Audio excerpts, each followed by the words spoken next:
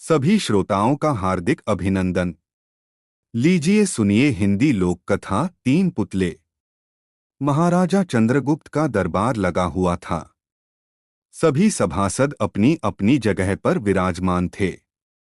महामंत्री चाणक्य दरबार की कार्यवाही कर रहे थे।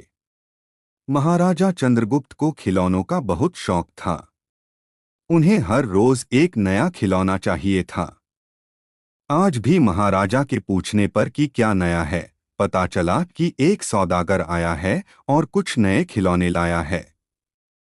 सौदागर का ये दावा है कि महाराज या किसी ने भी आज तक ऐसे खिलौने न कभी देखे हैं और न कभी देखेंगे।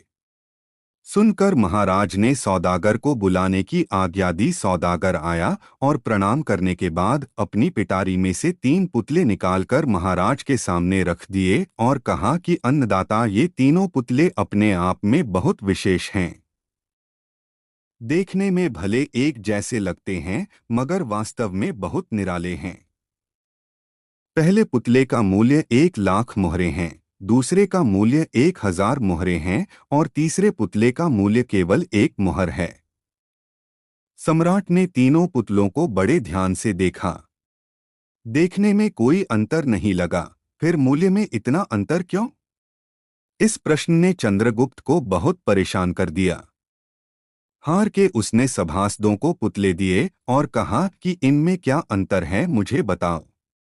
सभासदों ने तीनों पुतलों को घुमा फिराकर सब तरफ से देखा मगर किसी को भी इस गुत्थी को सुलझाने का जवाब नहीं मिला।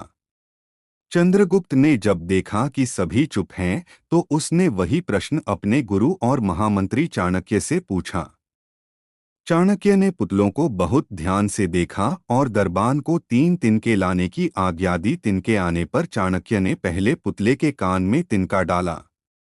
सबने देखा कि तिनका सीधा पेट में चला गया। थोड़ी देर बाद पुतले के होंठ हिले और फिर बंद हो गए। अब चाणक्य ने अगला तिनका दूसरे पुतले के कान में डाला।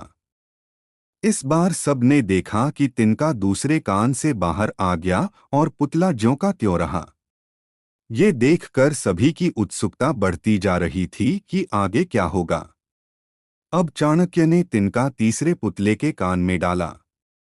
सबने देखा कि तिनका पुतले के मुंह से बाहर आ गया है और पुतले का मुंह एकदम खुल गया।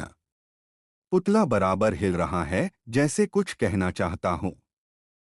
चंद्रगुप्त के पूछने पर कि ये सब क्या है और इन पुतलों का मूल्य अलग अलग क्यों है, चाणक्य ने उत्तर दिया।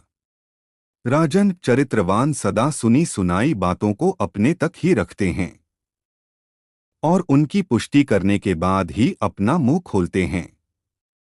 यही उनकी महानता है। पहले पुतले से हमें यही ज्ञान मिलता है और यही कारण है कि इस पुतले का मूल्य 1,00,000 मोहरे हैं।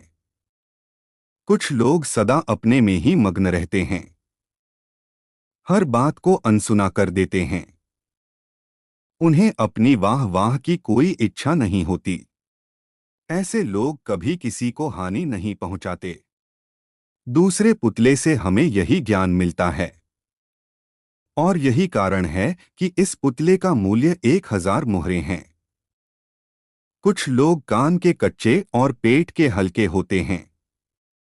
कोई भी बात सुनी नहीं कि सारी दुनिया में शोर मचा दिया।